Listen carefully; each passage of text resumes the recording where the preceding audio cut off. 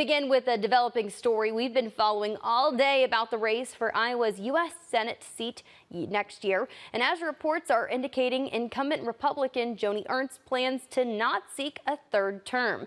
Those reports first coming this morning from CBS News, citing sources close to the Red Oak Republican. Ernst was first elected in 2014 and re-elected in 2020. She had held off on making an announcement about her plans for 2026, even as other Republicans announced plans to seek the seat, and a number of Democrats threw their hats in the ring as well. An official announcement could come next week. For more on what this could mean for the 2026 Senate election in Iowa, we turn now to our Iowa political director, Dave Price, who joins us live from Des Moines. Dave, it's another significant move from a prominent Iowa Republican woman after Governor Kim Reynolds also announced this spring that she won't seek re-election next year either.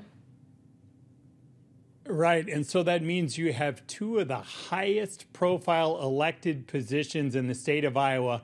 Both will be open races in 2026 if everything happens like all of these reports indicate they will. And if that happens, you can expect a lot of attention and a lot of money both within our state's border and coming from elsewhere because of what's happened.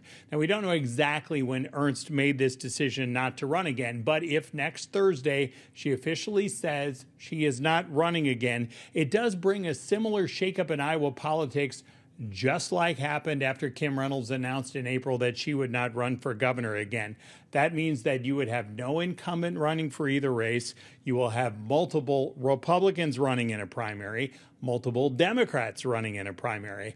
One thing to note, Democrats have not won a United States Senate seat in the state of Iowa since Tom Harkin did it in 2008. And you have to go back way before then for the last time Iowa's had an open governor's seat and an open U.S. Senate seat on the ballot at the same time in an election. It's been since 1968 since that happened. So some names to watch. Biggest Republican to watch right now is Ashley Hinson. She's the member of Congress from Iowa's Northeast Quadrant. It would be a surprise if she decides not to run for the United States Senate. Look for that to happen. She already passed a statewide race up once when Kim Reynolds decided not to run for governor. Matt Whitaker, the former Iowa Hawkeye, Joni Ernst beat him for this job back in 2014. Could he get in right now? He's the NATO ambassador under President Donald Trump. Could Trump endorse him?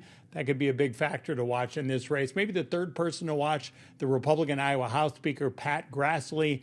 Of course, his grandpa, Chuck, is the longtime United States Senator. If he ran, if he won, it could mean that both of the Grassleys are serving as the members of the United States Senate for Iowa at the same time. Of course, Grassley could also wait to see if Grandpa Chuck could retire in the next few years.